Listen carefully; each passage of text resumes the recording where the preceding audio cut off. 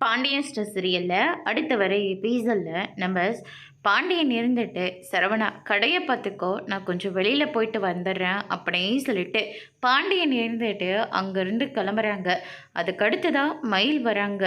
அவன் இனிமேல் உங்ககிட்ட சண்டைலாம் போட மாட்டான், இனிமேல் உங்ககிட்ட நல்லபடியாக நடந்துப்பான், நீயும் அதுக்கேற்ற மாதிரி நடந்துக்கோமா அப்படின்ற மாதிரியே சொல்லிடுறாங்க. ரொம்ப சந்தோஷமாம்மா, ஆனால் அவர் என்னை ஏற்றுப்பாரான்னு எனக்கு தெரியல அப்படின்ற மாதிரி சொல்லிடுறாங்க. அதெல்லாம் ஏற்றுப்பாமா, சொல்ல வேண்டியதெல்லாம் அவங்ககிட்ட தெளிவாக சொல்லியாச்சு அப்படின்னு சொல்லிட்டு பாண்டியன் சொல்லிட்டு அங்கேருந்து கிளம்புறாரு. அதுக்கு அடுத்து தான் பார்த்திங்கன்னா பாண்டியன் சங்கத்து வரைக்கும் போகிறாங்க.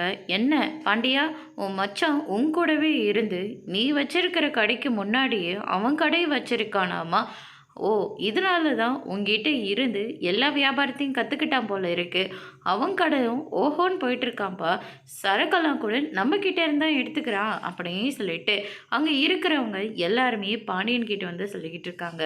என் கூட தானே எல்லாத்தையும் இருந்து பார்த்துக்கிட்டான், அதனால் கடையை நல்லபடியாக தான் நடத்துவான் அப்படின்னு சொல்லிட்டு பாண்டியன் இருந்துட்டு பழனியை பற்றி ரொம்பவே பெருமையாக பேசிட்டு வராங்க. அதுக்கு அடுத்து தான் பார்த்திங்கன்னா ஒரு இடத்துல நின்று பாண்டியன் இருந்துட்டு பழனியை பற்றியே யோசிக்கிறாங்க.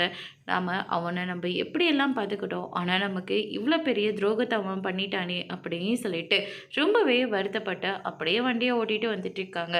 எதிர்த்தாப்பில் ஒரு வண்டி வருது. அந்த வண்டி பாண்டியன் மேலே மோதிடுது. அந்த வழியாக வந்துட்டுருக்கிற பழனி பாண்டியனை காப்பாற்றுறாரு. அதோடு முடிச்சிருக்காங்க.